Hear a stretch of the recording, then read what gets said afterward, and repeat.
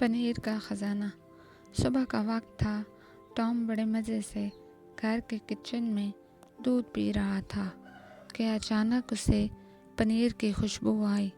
جو ہی وہ مڑا، دیکھا کہ جیری فریج سے پنیر کا ٹکڑا چرا کر بھاگ رہا ہے۔ ٹام غصے سے بولا، اس بار نہیں جیری۔ وہ فوراً جیری کے پیچھے دوڑا، لیکن جیری پہلے سے ہی تیار تھا۔ اس نے ایک اسکیٹ بورڈ نکالا اور زپ سے بھاگ گیا۔ دوپہر کے وقت جیری کو زمین میں دبی ایک پرانی بوتل ملی جس میں ایک خفیہ نقشہ تھا، پنیر کا خزانہ۔ جیری نے فیصلہ کیا کہ وہ خزانے تک پہنچے گا، لیکن ٹام نے چھپ کر یہ سب دیکھ لیا اور اس نے بھی منصوبہ بنایا کہ وہ جیری سے پہلے خزانے تک پہنچے گا۔ اب ٹام اور جیری دونوں خزانے کی تلاش میں نکل پڑے۔ راستے میں انہیں مختلف مشکلات کا سامنا کرنا پڑا۔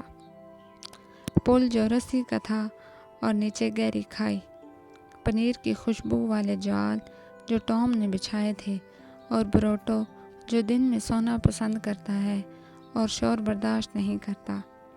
جیری کی ہوشیاری اور ٹام کی جانبازی نے کئی مزاحیہ مواقع پیدا کیے۔ ایک موقع پر ٹام جال میں خود پھنس گیا اور بروٹو جاگ گیا۔ بروٹو دھڑتے ہوئے بولا، کون ہے جو میری نیند خراب کر رہا ہے؟ ٹام نے بھاگنے میں ہی عافیت جانی۔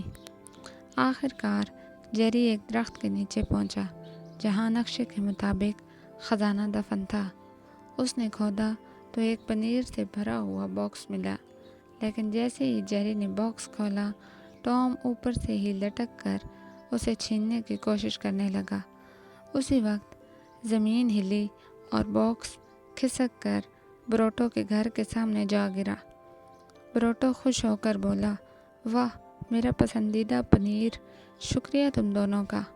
ٹام اور جیری ایک دوسرے کو گھورتے رہے اور آخر میں صرف ایک پنیر کا ٹکڑا لے کر اپنے اپنے راستے ہو لیے۔ اس کہانی سے یہ سبق ملا، حرص اور لالچ سے بہتر ہے اشتراک۔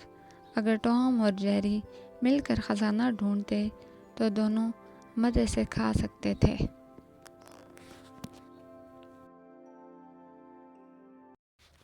اگر ویڈیو پسند آئی ہو تو ہمارے چینل کو سبسکرائب کریں اور اسی طرح کی جادوئی، اخلاقی اور لوک کہانیاں دیکھنے اور سننے کے لیے بیل آئیکن دبائیں۔